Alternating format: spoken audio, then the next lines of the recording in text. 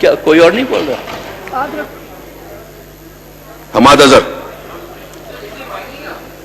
شکریہ اسپیکر صاحب. بسم اللہ الرحمن الرحیم. شکریہ اسپیکر صاحب.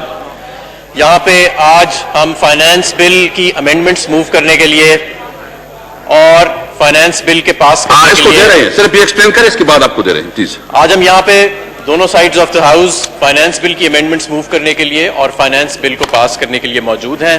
سخت حالات کے اندر موجود ہیں. آپ نے دیکھا کہ لوگوں نے ماسکس بھی پہنے ہیں, شیلڈز بھی لگائی ہوئی ہیں, اور آج تو میں یہ توقع کر رہا تھا کہ صرف جامع گفتگو ہوئے گی بزنس آف دا ہاؤس پہ اور ٹو دا پوائنٹ, لیکن بار بار ذات کے اوپر جملے کسے گئے اپوزیشن کی طرف سے, اور اسپیکر صاحب آپ کو بار بار ایکسپنج کرنے پڑے. یہ حال ہے ہماری اس وقت اپوزیشن کا کہ ملک اس وقت وبا کا شکار ہے, اور یہ یہاں پہ اس قیمتی وقت کے ہاؤس کو جہاں پہ پورے پاکستان کی قیادت ایک ہال میں موجود ہے, وہ ذاتی جملے کسنے پہ لگے ہوئے ہیں اس وقت. یہ ان کی اس وقت سنجیدگی کا عالم ہے. جناب اسپیکر, سب سے پہلے میں بات کروں گا کیونکہ میں نے کوشش کی کہ اس جملہ بازی میں اور یہ جو لطیفے ہمیں اپوزیشن کی طرف سے سننے میں ملے, اس کے اندر سے کچھ جامع گفتگو کا میں نکال سکوں اور اس کا جواب دے سکوں. سب سے پہلے تیل پہ بات ہوئی. جناب اسپیکر, ہماری حکومت نے جب عالمی منڈی میں تیل کی قیمت سب سے کم گئی تو ہم وہ ملک تھے دنیا کا 80% ممالک سے زیادہ جہاں ہم نے سب سے زیادہ تیل کی قیمت کم کی. آج جب عالمی منڈی میں تیل کی قیمت دگنی سے زیادہ ہو گئی ہے اپنے نچلے پوائنٹ سے, تو وہ قیمت ظاہر ہے دوبارہ بڑھنی تھی. ہم نے ٹیکس نہیں بڑھایا. جب تیل کی قیمت نیچے گئی تھی تو پی ڈی ایل 30 روپے تھا. یہ 30 روپے کی جو سیلنگ تھی یہ مسلم لیگ نون نے لگائی تھی. 17% سیلز ٹیکس تھا. یہ 17% سیلز ٹیکس مسلم لیگ نون کے ٹائم پہ 60% تک رہا ہے. ہم نے 17% پہ ہی رکھا. آج جب قیمت دوبارہ بڑھی ہے تو پی ڈی ایل بھی 30 روپے ہے اور سیلز ٹیکس بھی 17% ہی ہے. اس لیے اس میں حکومت کو نہیں, یہ تمام کا تمام عالمی منڈی کا جو ہے اس کو اوپر کیا گیا اور اس پہ سنسنی کھلانے کی کوشش کی گئی. میں یہاں یہ بھی یاد دلاؤں گا کہ عالمی منڈی میں جب جون 2014 میں قیمت اوپر گئی تھی تو 35 روپے ایک مہینے میں مسلم لیگ نون کے دور میں تیل کی قیمت کو بڑھایا گیا. نمبر 1. نمبر 2, جناب اسپیکر, یہاں پہ شوگر کے اوپر بات ہوئی اور میں جس طرح ہاؤس نے کہا کہ ہمیں شوگر کا ریفارم کرنا چاہیے, میں بالکل اس سے متفق ہوں کہ پاکستان میں شوگر پالیسی کا ریفارم ہونا چاہیے, کیونکہ اس سے ہمارے آبی وسائل کا بھی تعلق ہے, ہماری کپاس کا بھی تعلق ہے, ہمارے ایکسپورٹ کی سبسڈیز کا بھی تعلق ہے, اور جو اربوں روپے کی ٹیکس ایویژن ہوتی ہے اس سیکٹر میں اس کا بھی تعلق ہے. تو یہ اس وقت ہمیں اس ہاؤس سے میں سمجھتا ہوں کہ متفقہ طور پہ آج یہ فیصلہ کرنا چاہیے اور ساری جماعتوں کا اس پہ کنسنسس ہونا چاہیے.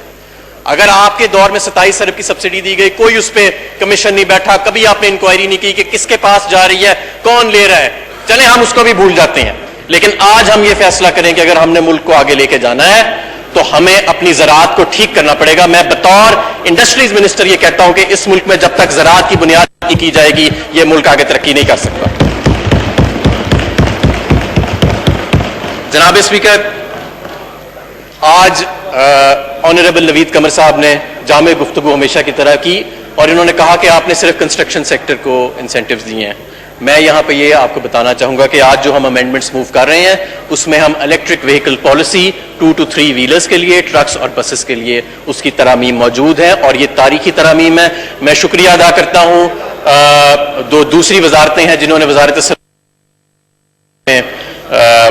کلائمیٹ چینج امین اسلم صاحب, فواد چودھری صاحب science and technology, ministry of commerce Razak Dawood صاحب, ان سب کے ساتھ مل کے, اور انجینئرنگ ڈیولپمنٹ بورڈ کا میں خصوصی شکریہ ادا کرتا ہوں.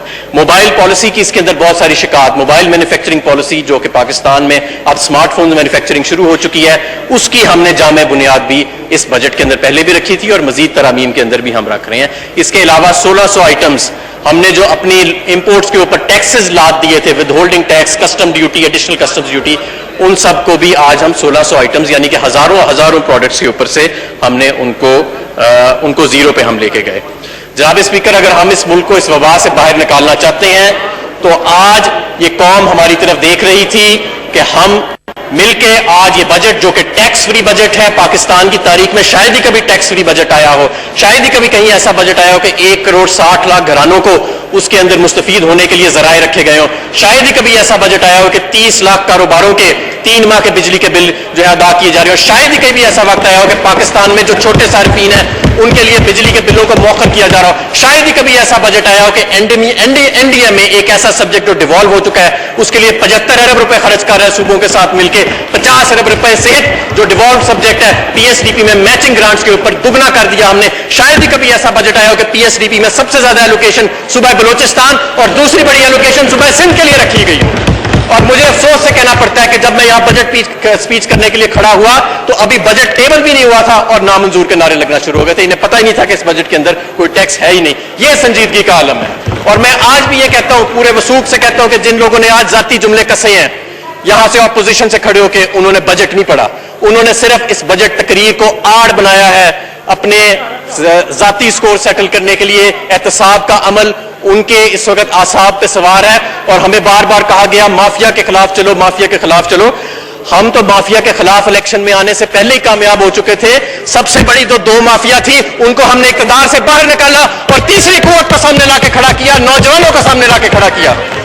اور انشاءاللہ تعالیٰ جس حکومت نے, عمران خان نے آئل مافیا کے خلاف, شوگر مافیا کے خلاف, آئی پی پی مافیا کے خلاف, اور یہ جو ہماری ایئر لائنز کے اندر مافیا اور بھرتیاں ہوئی تھی, ان کے دور میں بھرتیاں ہوئی تھی, ان کے خلاف ہم نے جو اقدامات اٹھائے ہیں انشاءاللہ تعالیٰ ہم اس کو کیفل کردار تک پہنچائیں گے. بہت شکریہ. مولانا اسد محمود پلیز.